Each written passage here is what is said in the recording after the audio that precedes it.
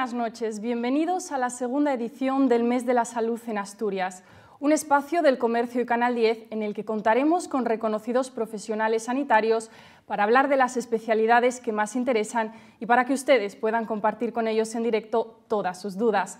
¿Cómo pueden hacerlo? Escribiendo desde este mismo momento sus preguntas al Facebook del Comercio. También durante todo este mes iremos recogiendo las cuestiones que ustedes nos han ido enviando a nuestro correo electrónico. El primer programa de esta segunda vuelta va dedicado a un campo que cada vez despierta más interés y que se encuentra en continuo avance.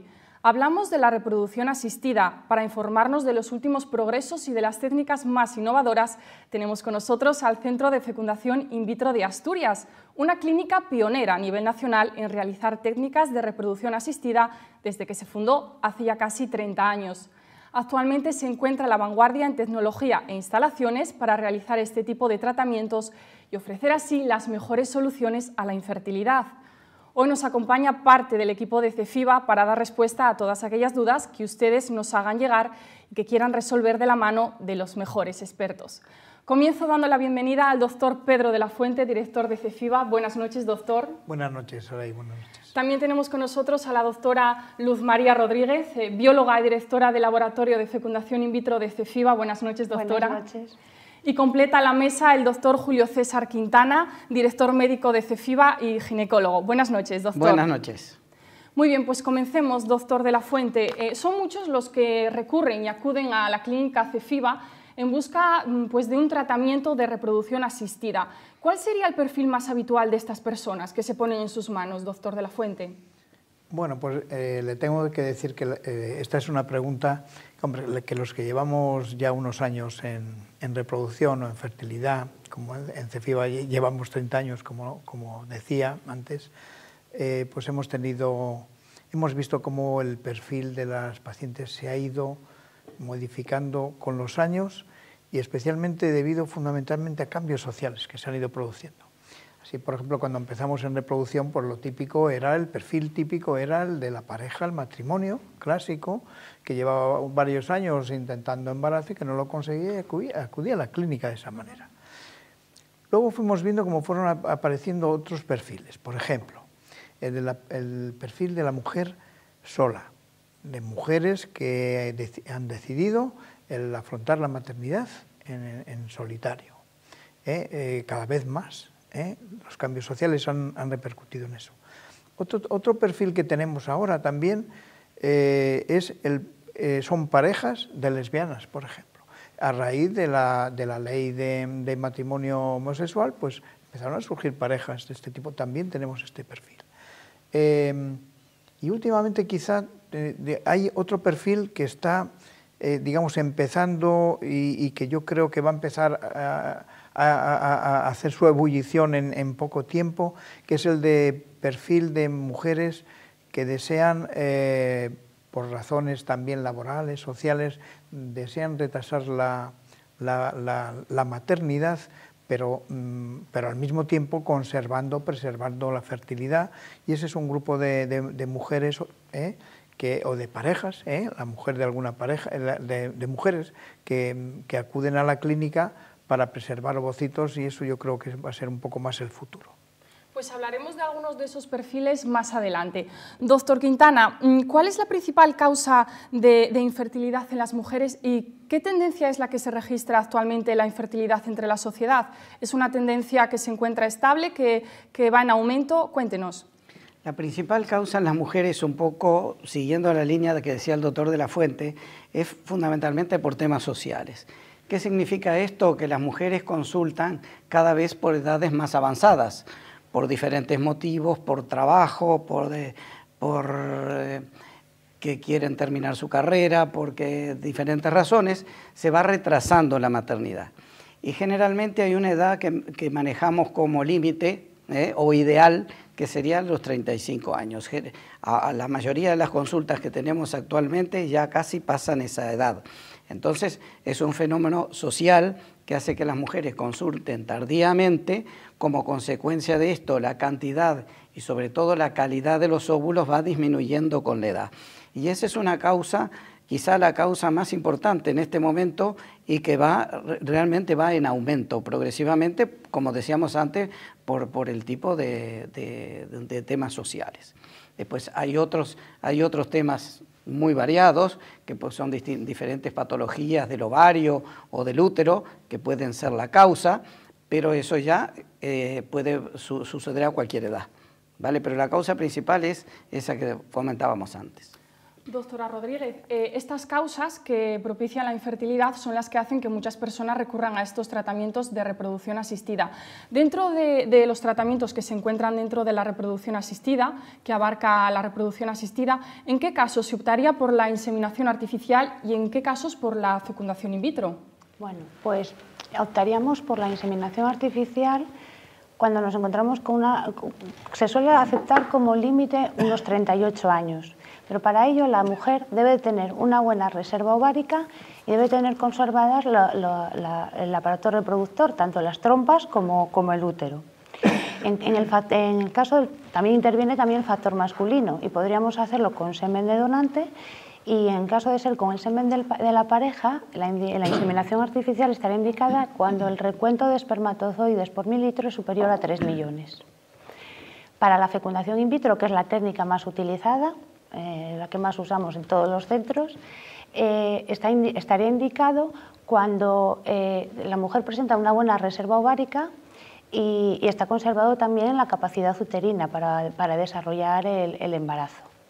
Puede ocurrir en algún caso que esta reserva ovárica pues no esté comprometida y se podría recurrir a óvulos de donante. En este caso, con que la cavidad uterina esté correcta, pues no habría ningún problema.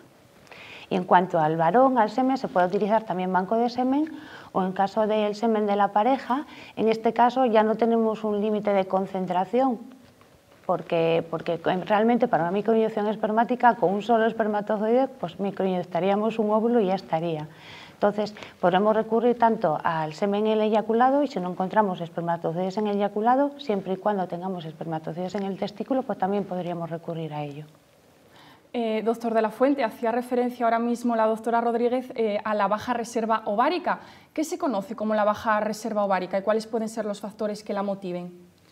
La baja reserva ovárica, como su nombre indica, quiere decir que la dotación folicular ya se está agotando, y hay muchas razones para ello. Hay razones genéticas, hay razones ambientales, pero lo que generalmente estamos viendo ahora, y que es muy importante que se quede, digamos, en el ambiente, es que la edad de la mujer es la que más influye en la reserva ovárica, de manera que conforme nos vamos a ir refiriendo a la edad mucho tiempo en esta entrevista. La edad es fundamental, porque de una manera genética está determinado que conforme aumenta la edad hay un agotamiento de los óvulos que hay en el ovario, y por tanto hay que tener ese cuidado. Y si hablamos de datos, doctor de la Fuente, hablamos de porcentajes. ¿Qué probabilidad de éxito tiene la reproducción asistida en la actualidad? Bueno, esa pregunta, que parece muy fácil, se la podría responder con un número solo, ¿no? Pues no se lo voy a responder. No es posible responderla con un solo número, porque los factores que influyen en las tasas de fertilidad influyen muchos factores. Fundamentalmente, volvemos otra vez a lo de antes. El factor más importante es la edad. Entonces, si usted me pregunta qué posibilidades tienen las técnicas de reproducción asistida, por ejemplo, la fecundación in vitro, yo le tengo que decir sí, pero ¿en qué margen de edad? Y entonces le diría, por ejemplo, las mujeres, y ya en todos los centros lo conocemos, las mujeres que tienen menos de 30 años, pues tienen una tasa de fertilidad pues del orden del 60% por intento. Pero si ya tiene más de 35, entre 35 y 40, ya no será un 60%, ya será un 40%. Y si tiene más de 40 años, o 42, entonces la tasa baja de una manera espectacular. Ya podemos hablar de un 20, un 25% por intento. Otra manera de ver los resultados que a veces interesa, bueno, ¿qué posibilidades hay? Lo que llamamos la tasa acumulada. ¿qué tasa de embarazo hay en un número determinado de intentos? Que eso es otra manera de ver las cosas. Pues en el CEFIBA hicimos un estudio hace muy pocos años porque queríamos saber en cuántos intentos necesitaban las mujeres para intentar un embarazo. En nuestro estudio determinamos que el 79% de las parejas, si hicieran 4 ciclos, podrían llegar a conseguir embarazo.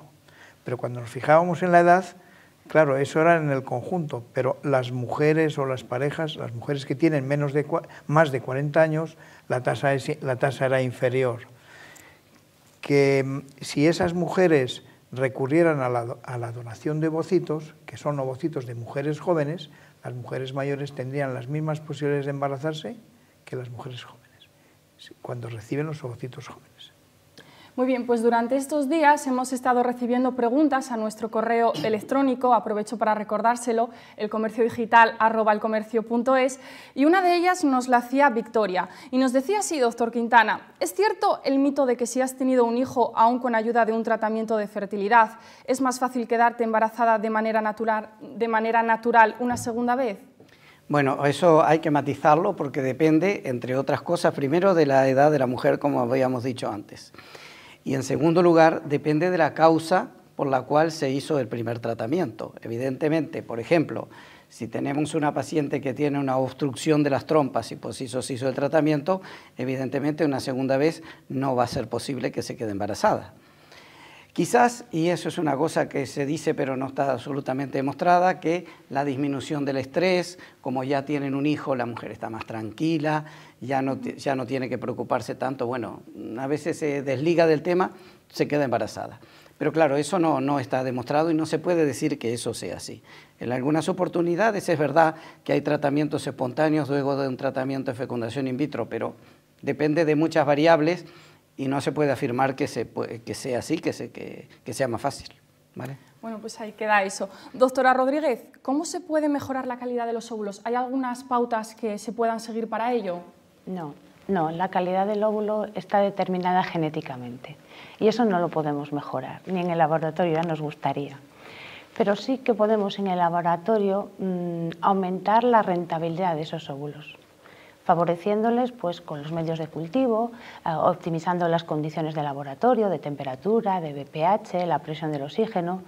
Nosotros en CEFIBA disponemos de los incubadores de la última tecnología, como el Embryoscope, y estos mantienen todas las condiciones de cultivo de una manera constante, y eso sí que aumenta la eficacia de estos óvulos. Pues nos empiezan a llegar en directo las preguntas desde nuestro Facebook de nuestros usuarios. Una de ellas nos la formula Lucía, que nos pregunta, doctora Rodríguez, ¿puede cualquier mujer someterse a una fecundación in vitro? Siempre que reúna los requisitos. Que tenga una fecundación in vitro, pues que tenga una reserva ovárica, que esté conservado el útero, sí que podría realizarlo. Muy bien, también nos pregunta Estela, ¿por qué algunos de los tratamientos funcionan y otros no? ¿Cuánto puede costar un tratamiento, doctor de la Fuente? Estela, es una pregunta muy fácil y al mismo tiempo difícil. ¿Por qué unos funcionan y otros no? Pues porque realmente debe haber una indicación. Cada tratamiento tiene su indicación para hacerlo en unas condiciones determinadas. Hay pacientes que quieren hacer un tratamiento y no lo pueden hacer porque no tienen las condiciones. Por ejemplo, si quieres hacer una inseminación artificial y tienes un problema en las trompas, pues no lo puedes hacer y por eso no funcionará nunca la inseminación artificial. Es un ejemplo, lo mismo que en otras cosas. Y en cuanto a los costes, pues evidentemente depende del tipo de proceso. No es lo mismo inseminación artificial que fecundación in vitro, que inseminación artificial con semen de donante, o fecundación in vitro con diagnóstico genético preimplantacional, que todos son técnicas que hacemos y tienen costes diferentes. También nos pregunta Elena Ordiz, ¿a partir de qué edad no aconsejarían un tratamiento in vitro, doctor Quintana? Un poco relacionado con qué rango de edad sería el más idóneo, ¿no?, para someterse a estos tratamientos. Bueno, si lo hacemos progresivamente, lo idóneo sería antes de los 35 años en principio. Después, de ahí en adelante, la paciente debería consultar para conocer su reserva ovárica. Por ejemplo, nosotros en Cefiva tenemos un programa específicamente para que cualquier mujer que quiera pueda saber simplemente con una analítica de sangre y con una ecografía conocer su reserva ovárica. A partir de ahí, entonces, se le podrá indicar si es o no factible de hacer una inseminación in vitro. También debo de decir que lo ideal, decíamos, entre los 35 y 40 años empieza a bajar la reserva ovárica y a partir de los 40 años todavía desciende más rápidamente. Eso no quiere decir que la mujer no se pueda quedar embarazada. Es posible que la mujer no pueda quedar embarazada con sus propios óvulos, pero siempre tiene que tener en cuenta que la posibilidad de una donación de ovocitos de una mujer joven le va a devolver prácticamente las posibilidades de embarazo que tenía cuando tenía 25 años, por ejemplo. Muy bien, doctor Quintana, y si hablamos de los tratamientos de reproducción asistida, ¿con qué plazos estimados cuentan estos tratamientos? ¿Podríamos concluir un poco eso, concretarlo? Sí, el plazo del tratamiento en sí, porque hay que tener en cuenta que una vez que consulta a la pareja, se necesita una serie de requisitos, una serie de analíticas previas al inicio del tratamiento, que a veces es lo que lleva un poco más de tiempo hacer las analíticas. Una vez que el tratamiento ha comenzado, es decir, el tratamiento, si estamos hablando de fecundación in vitro, consta básicamente de 3 partes, que es la estimulación del ovario para poder tener más ovocitos, el momento de la extracción de los óvulos y la tercera fase, que sería la transferencia de los embriones dentro del útero. Todo ese periodo puede durar aproximadamente unos 15 días, para tener una idea aproximada. Muy bien, doctora Rodríguez, en el caso de realizar una fecundación in vitro, ¿cómo podemos saber si el embrión está afectado por alguna enfermedad hereditaria? Pues mira, sí, nosotros también en nuestro centro tenemos parejas y en el caso de que una de ellas es portadora de una enfermedad genética. Y esto sí que se puede analizar los embriones, siempre que conozcamos la enfermedad genética, porque tenemos que saber lo que vamos a buscar, lo que tenemos que estudiar. Entonces, conociendo la enfermedad genética e identificando en qué gen está afectado o en qué genes, se puede coger a los embriones, extraerles una célula y analizar esos embriones y ver si son portadores o no de la enfermedad. Pero debemos conocer la enfermedad, debemos saber lo que buscamos. Muy bien, doctor de la Fuente, otra de las incógnitas que pueden rodear a los tratamientos de reproducción asistida es si el desarrollo de un embarazo natural y el de uno logrado por reproducción asistida es el mismo o hay alguna diferencia. Pues no, realmente el embarazo en sí, el embrión realmente no conoce si se generó dentro de la trompa de la mujer o en el laboratorio. La verdad es que eso no lo conoce. De manera que los embarazos que se producen, la evolución del embarazo es exactamente la misma. Otra cosa es que, hombre, como los tratamientos de reproducción asistida pues entrañan pues un estrés, un esfuerzo importante, pues se tiende a pensar que hace falta hacer un reposo casi exhaustivo para eso. Yo diría que no. Otra cuestión es que psicológicamente pues parece que la mujer tiende a hacer eso, pero no es así. Y si hablamos de riesgos, ¿con qué riesgos nos podemos encontrar al realizar algún tratamiento de reproducción asistida? Bueno, en medicina todos los tratamientos tienen riesgo y aquí lo que ha ocurrido en reproducción asistida a lo largo de los años es que nos hemos esforzado en disminuir el riesgo y aumentar la seguridad, de manera que y aumentar la eficacia de los tratamientos. Por ejemplo, antiguamente había unos riesgos importantes a la hora de la extracción de los óvulos que se hacía con unas operaciones, incluso las hacíamos a través de la laparoscopia, en quirófano, con intervenciones importantes. Había más posibilidades de hemorragias, de sangrados, infecciones, etc. Luego, la extracción de los óvulos ahora se ha simplificado tanto que es muy sencilla y con mínimo riesgo de hemorragia o de infección. Otro riesgo importante que había es la hiperestimulación ovárica. Llegamos a tener, hace 20 años, llegamos a tener mujeres en la UBI con el síndrome de hiperestimulación ovárica. Ahora ya hace unos cuantos años que con los protocolos de tratamiento que utilizamos hemos erradicado ese problema. No hay mujeres con hiperestimulación ovárica desde hace años, y eso era un problema grave. Y si hablamos de otro tema también es, por ejemplo, los embarazos múltiples.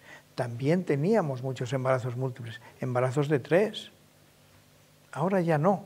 Ya estamos intentando cada vez más reducir el riesgo de embarazo múltiple, que es otro riesgo importante, pues como, habiendo mejorado la eficacia de los embriones, como decía la doctora Luz María, de manera que tienen una mejor tasa de implantación, con lo cual en vez de transferir 3 embriones, transferimos 1 o 2 como mucho, con lo cual hemos bajado mucho los embarazos múltiples, y esto es muy importante. Muy bien, pues continúan llegándonos preguntas desde nuestro Facebook. Una de ellas nos la formula Eugenia López. Nos dice lo siguiente: ¿qué opinan de embarazos de mujeres mayores de 60 años, por ejemplo? ¿Debería regularse el acceso a tratamientos para las madres abuelas? Doctor Quintana, conteste usted si quiere a Eugenia. Ese es un tema muy interesante porque una cosa es la fantasía y otra la realidad. Prácticamente en España los centros de fecundación in vitro no recomiendan, si bien no es un tema legal, no se recomienda embarazo por encima de los 50 años.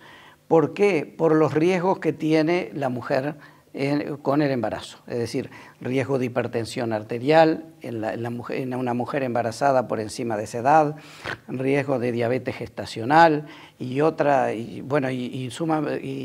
muchas otras complicaciones que pueden haber en una mujer que se queda embarazada a esta edad. Por lo tanto, en la gran mayoría de los centros de España yo diría que hay una especie de consenso en no hacer tratamientos a mujeres mayores de 50 años. Y luego también, claro, sí, luego hay algo que no depende de los médicos. Esto es un debate social.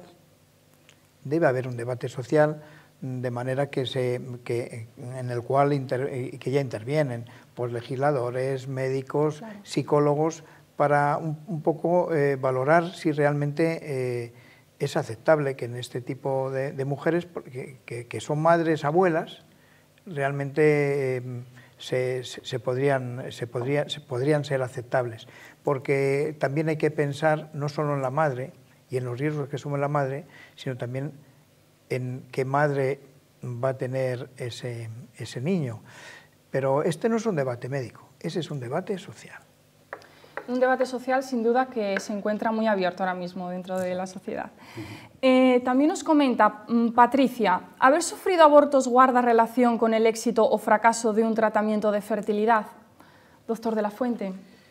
Bueno, el haber tenido abortos, bueno, a nosotros nos da primero una pista, que por lo menos ya ha habido fertilización de una manera natural. Al menos esa pista ya la tenemos. Hay óvulo y espermatozoide que reaccionan. Otra cuestión es si hay una causa de abortos que puede ser repetida, que tenemos que investigar y tenemos que tratar. Pero realmente, si la pregunta es si es factible una mujer con abortos el recurrir a la reproducción asistida, es muy frecuente, porque en reproducción asistida, por ejemplo, una de las causas de abortos, pues es una causa genética. Nosotros en reproducción asistida podemos, y de hecho pues tenemos casos con abortos repetidos y que lo que hacemos es intentar descartar anomalías genéticas en esos embriones que producimos por fecundación in vitro, de manera que hay embriones que son patológicos y esos lógicamente no pueden dar lugar a un embarazo normal. Pues Nieves toca un tema muy interesante. Nos dice lo siguiente: la edad de maternidad se retrasa cada vez más. ¿Qué opinan? Yo tengo claro que quiero ser madre, pero no es el momento. ¿Me aconsejarían congelar óvulos? ¿Qué fiabilidad de éxito me daría eso y qué precio aproximadamente tendría? Gracias. Me imagino que va ligado, va ligado un poco con la preservación de la fertilidad, ¿no? Algo muy interesante ahora mismo dentro de la reproducción asistida y que nos puede comentar usted, doctor de la Fuente. Esa pregunta es muy interesante, muy importante, porque es lo que está ocurriendo ahora, en la actualidad. Y yo le diría, no sé qué persona era, Nieves, se llama Nieves. Yo le diría a Nieves que claro, no nos ha dicho qué edad tiene ella, porque es muy importante saber Claro. a qué edad se está refiriendo. Realmente, cuanto más joven sea para preservar ovocitos, mejores resultados hay, porque los resultados dependen del número de ovocitos que podamos conservar. Se habla de preservación de la fertilidad de una manera así muy rimbombante, pero realmente para preservar la fertilidad con 2 óvulos será difícil, de manera que las mujeres que tienen una edad por encima de 40 años, realmente, más que preservar fertilidad, lo que tienen que hacer es intentar, ya tenían que haberse puesto a ello, perdón que por la expresión coloquial, ¿no? Pero en mujeres, cuanto más jóvenes sea, desde luego esta es la opción de vitrificar ovocitos, es la que se puede hacer ahora. En cuanto a costes, pues se puede ir a la página web, en la clínica lo podemos ver, pues estará en torno a 2.500 euros, a lo mejor el vitrificar ovocitos por ahí. Doctor Quintana, y si tuviésemos que concretar una edad idónea para realizar esta preservación de la fertilidad, ¿cuál diría usted? Vale, volvemos otra vez al límite teórico de los 35 años. Es decir, lo ideal, como decía el doctor de la Fuente, es que sea lo más pronto posible. ¿Por qué? Porque tenemos que tener una cantidad y una calidad de óvulos suficientes como para poder congelar, y que luego, en el momento que se descongelen o desvitrifiquen, para hacer más correctamente, tengamos una cantidad suficiente como para que se quede embarazada. Esa sería la edad en general por debajo de los 35 años. Y por encima habría que estudiar la reserva ovárica, y en base a la reserva ovárica que tenga esta paciente se verán las posibilidades que tiene de poder congelar y luego poder utilizar esos óvulos más adelante. Otra de las dudas que pueden surgir al realizar esta práctica, en torno a esta práctica, es si la calidad de los óvulos congelados es menor a la de los óvulos, por decirlo de alguna manera, frescos, doctora Rodríguez. En un principio, cuando se empezó con la criobiología, lo único que podíamos hacer era congelar los óvulos de una manera lenta. Y ahí sí que las cosas no nos funcionaban. De hecho, no se congelaban los óvulos porque no había una viabilidad, no seguían desarrollándose. Pero ahora, con la técnica de la vitrificación, ha supuesto una revolución a la hora de vitrificar los óvulos. Concretamente, nosotros en Cefiva tenemos un proyecto de investigación que fue premiado por el IDEPA, en el cual estamos valorando la vitrificación de una manera automática, que estamos apostando porque creemos firmemente en ello, que va a ser el futuro frente a la vitrificación manual. Muy bien, nos llega también otra pregunta, tiene cierto parecido con la que habíamos recibido por nuestro correo electrónico, nos la hace Paula y nos dice: buenas tardes, he tenido mi primer hijo por inseminación artificial y ahora estamos buscando el segundo y nos vuelve a costar. Al funcionarnos una primera vez, ¿tenemos más posibilidades de que vuelva a funcionar la segunda, doctor Quintana? Sí, básicamente, indudablemente, una vez que ya ha habido un embarazo, generalmente en una segunda vez hay mayores posibilidades que una mujer que no ha podido quedarse embarazada en ningún momento. Eso es así. Muy bien, doctora Rodríguez, ¿los niños que nacen a través de estas técnicas de reproducción asistida que estamos mencionando tienen el mismo riesgo de padecer alguna malformación o alteración genética que el resto? No hay ninguna diferencia, no tienen ni mayor ni menor riesgo que un embarazo que se produce de una forma natural. Pues queda claro. Volviendo un poco, retomando el tema de la preservación de la fertilidad, uno de los temas más interesantes que podemos tocar hoy aquí, doctor de la Fuente, no quiero dejar de preguntar pues, la especial importancia que cobra pues, esta preservación de la fertilidad en las pacientes oncológicas, ¿no es así? Sí, esto es una indicación de la vitrificación de ovocitos muy importante. Hoy estamos hablando más de indicaciones sociales de vitrificación de ovocitos, de mujeres que intentan retrasar la maternidad, pero realmente donde empezó a surgir este tema es en las pacientes oncológicas. En las pacientes oncológicas ha avanzado tanto la oncología, los tratamientos oncológicos han avanzado tanto que ahora las mujeres que padecen cáncer tienen una calidad de vida que merecen el que, si quieren tener hijos, poder optar a ello, de manera que cada vez hay más mujeres que vitrifican ovocitos para que cuando superen su enfermedad oncológica, tener su hijo. Cada vez hay más y nosotros apostamos por ellos. Muy bien, luego también, doctora Rodríguez, surgen otras casuísticas más propias, más personales de cada caso. Por ejemplo, cuando hablamos de que en una pareja el hombre se ha sometido a una vasectomía, ¿puede la mujer quedarse embarazada a través de alguna técnica de reproducción asistida? ¿Sería posible? Sí, claro que es posible. Esto es muy frecuente. Ya hablaba el doctor de la Fuente que ha habido un cambio en la sociedad y sí que es frecuente, cada vez más frecuente, que vengan parejas con el cual el varón, pues en la formación de segundas parejas, pues se habían hecho una vasectomía y se plantean una nueva paternidad.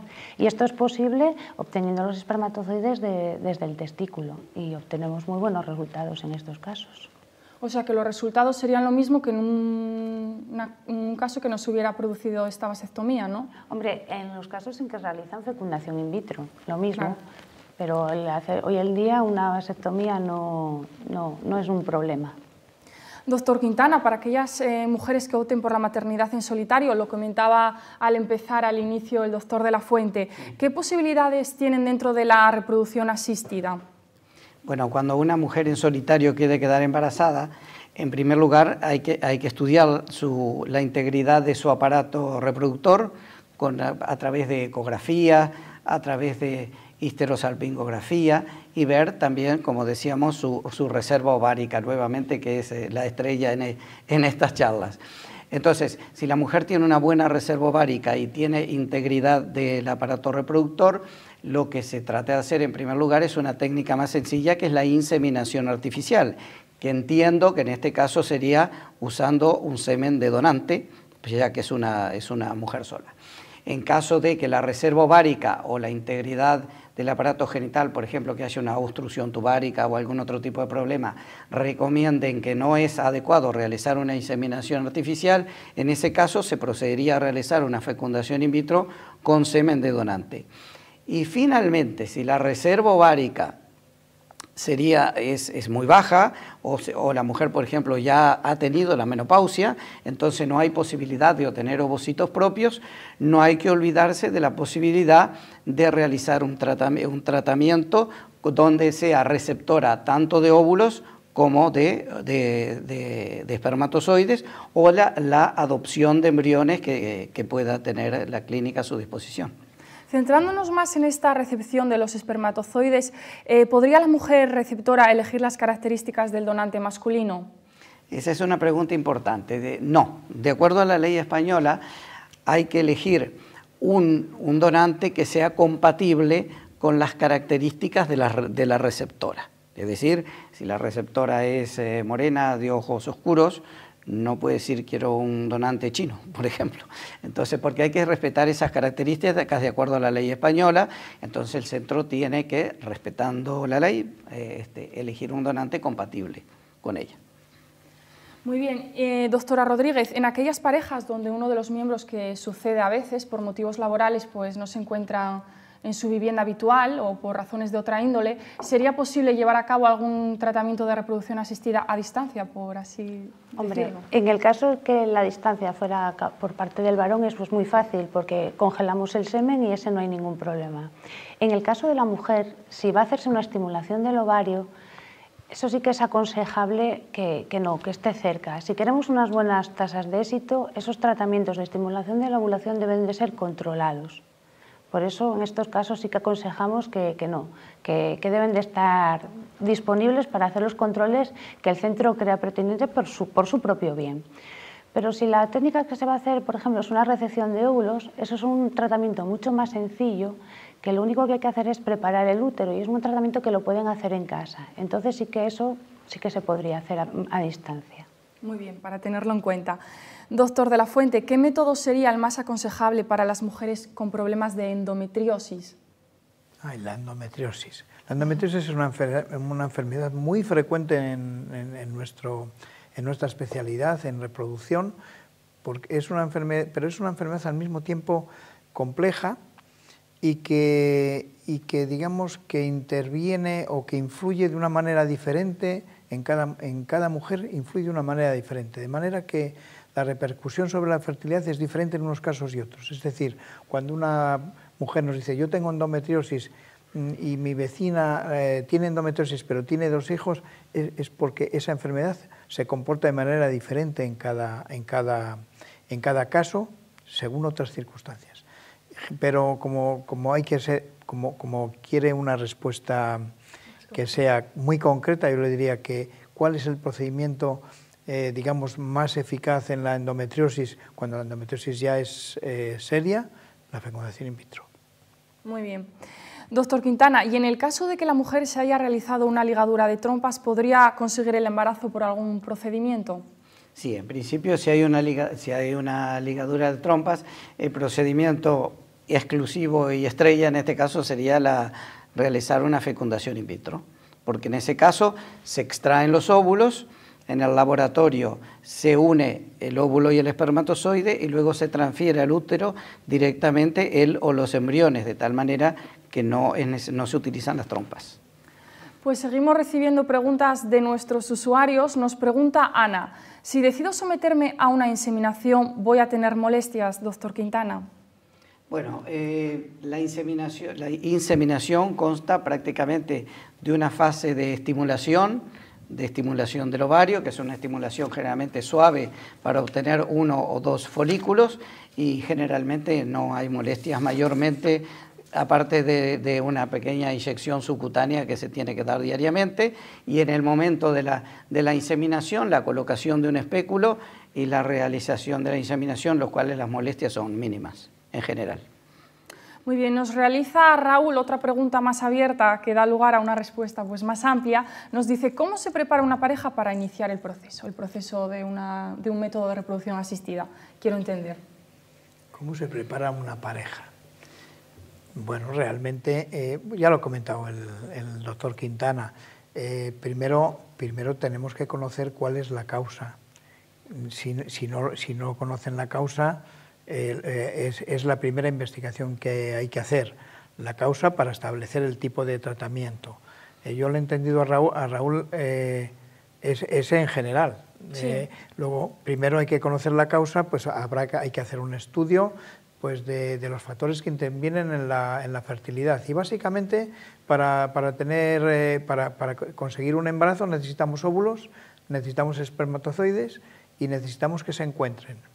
Entonces es lo que tenemos que investigar, la reserva folicular, si hay ovulación o no, cómo es el útero, cómo son las trompas a través de radiografías especiales, histerosalpingografía, cómo es el semen, hay que hacer un seminograma, es decir, el estudio básico y también la genética. Con ese estudio básico podremos saber cuál es la causa. Si hay una causa que indique fecundación in vitro, habrá que hacer fecundación in vitro, por ejemplo, una obstrucción tubárica o una ausencia de espermatozoides en una cantidad razonable, pues hay que hacer fecundación in vitro. O bien, en otros casos, hay que establecer inseminación artificial, pero es una pregunta tan genérica que es un auténtico... necesitamos un tomo para poder responder a cada una de los problemas que puede haber en la fertilidad. Doctor Quintana, y no solo desde el papel de aquel que se quiere someter a alguna reproducción asistida, sino lo que hablábamos antes, aquellos donantes, tanto masculinos como femeninos, ¿qué papel juegan aquí? ¿Qué es lo que tienen que reunir? ¿Cuáles serían las condiciones? Sí, las condiciones de los donantes son diferentes para las mujeres que para el hombre. Las mujeres que quieran donar ovocitos, el primer requisito es tener menos de 35 años. Para los hombres eso es hasta los 50 años. Entonces, y por ser mayor de edad, por supuesto, más de 18, obviamente. Entonces, en primer lugar, todas las personas que cumplan con esos requisitos hacen una consulta donde se les explica cómo va el tratamiento. Entonces, básicamente, en el caso de las mujeres, hay que hacer una ecografía para ver cómo está el útero, cómo están los ovarios y hacer una serie de analíticas donde... Las analíticas que se realizan fundamentalmente son un cariotipo genético, un panel genético de las enfermedades transmisibles genéticamente más graves y el estudio de las principales enfermedades infecciosas, hepatitis, sida, sífilis. Y Y entonces, una vez que una paciente reúne las condiciones de edad, de analíticas normales y de ecografía, y que además se le hace un estudio básico psicológico, entonces estaría en condiciones de donar. En el caso de los varones, bueno, aparte de, por supuesto, el examen físico y aparte de la analítica que habíamos comentado antes, que es similar al de las chicas, indudablemente hay que hacer un seminograma y ver si ese seminograma está apto en condiciones de poder ser donante. Pues continúan las preguntas. En este caso es María la que nos pregunta: ¿en un tratamiento de ovodonación se parecerá a mí el futuro hijo, doctor de la Fuente? Bueno, en un tratamiento de ovodonación ¿se puede parecer a usted? Pues bueno, como realmente lo que hacemos es escoger el fenotipo que sea compatible con usted, podría llegar a parecerse, y de hecho, y luego también hay que pensar en otro tema que es muy actual, que es la epigenética. Es decir, un embrión se desarrolla dentro del organismo de la mujer, ese embrión tiene que alimentarse de su sangre, va a coger, digamos, va a tomar cosas de esta mujer, sustancias, alimento, es decir, que va a influir en el fondo este estado, el ambiente en el cual está creciendo ese embrión, va a actuar sobre su propia genética, y de hecho algún parecido puede haber, entre comillas. Y luego también está el tema de que cuando el niño nace, una vez que ha nacido el niño, el hecho de que se críe en casa, los gestos, copia todos los gestos, se va a parecer a ella. Muy bien. Lucía, en este caso, nos pregunta ¿hasta qué punto creen que el estrés influye en la capacidad de poder quedarse embarazada, doctor Quintana? La pregunta del millón puede ser, ¿no? Esa es la pregunta del millón. A ver, indudablemente el estrés debe influir de alguna manera, pero no se ha logrado demostrar que haya realmente una relación causa-efecto entre el estrés y la posibilidad de quedarse embarazada por un procedimiento de fecundación in vitro. Es más, es muy difícil que una mujer que tiene que tomar una decisión de ese tipo vaya tranquila como un paseo en el parque. El estrés, pues yo creo que forma parte del tratamiento, aunque trate de minimizar al máximo. Pero hoy se sabe que el proceso de implantación embrionaria, que es donde influiría más el estrés, es un proceso genético. Que dicho así, para que se entienda, el útero tiene una serie de genes que se expresan o reprimen, y otros genes diferentes o complementarios tiene el embrión.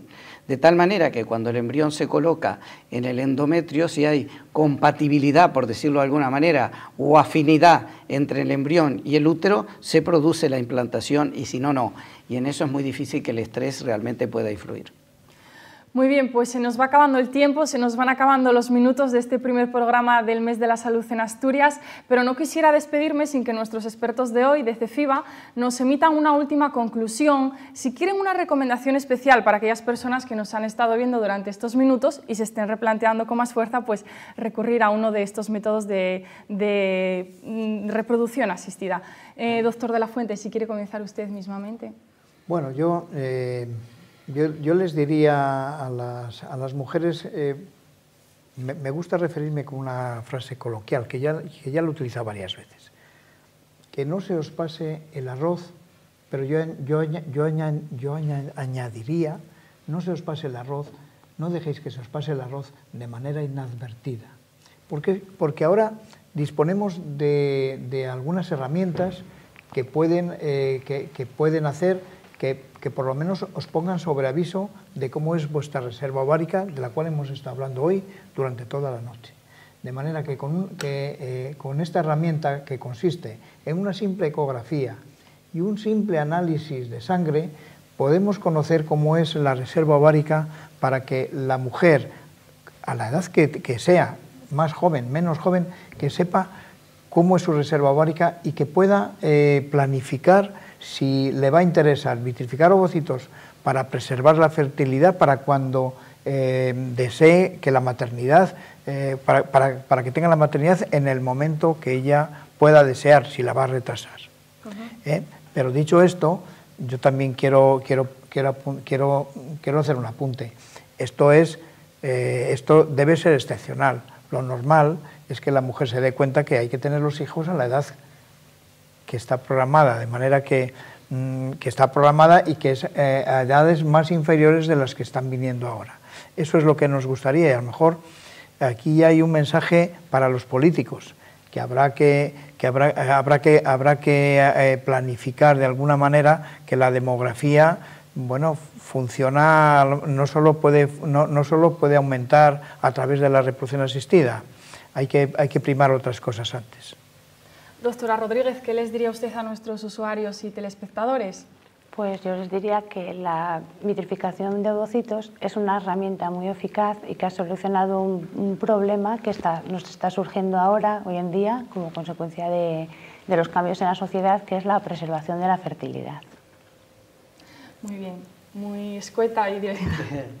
Doctor Quintana, cierre usted las intervenciones. Sí, bueno, yo lo que quería decir una cosa muy importante. Aquellas parejas que quieran tener hijos, tengan la edad que tengan, es importante que luego de un periodo razonable de tener relaciones sexuales frecuentes y no protegidas, como puede ser durante un año, si ven que no se queda embarazada, que por lo menos hagan una primera consulta en algún centro especializado para ver, por un lado, la reserva ovárica y por otro lado, no nos olvidemos de ver también la parte de los espermatozoides, porque el hombre participa prácticamente en el 50% de los problemas de reproducción, no nos olvidemos de eso, que es muy importante. Y aquellas mujeres que por distintas razones quieran posponer la maternidad, ya sea por trabajo, por estudio, por lo que sea, que no se olviden de lo que acabamos de decir, que es la vitrificación de ovocitos. La vitrificación de ovocitos es un arma muy importante de que disponen las mujeres actualmente si quieren posponer la maternidad y no llegar a los 40 o más de 40 años, luego donde las cosas son mucho más difíciles. Pero también aquí sirve el mensaje, es decir, las jóvenes que quieran posponer la maternidad, que vitrifiquen.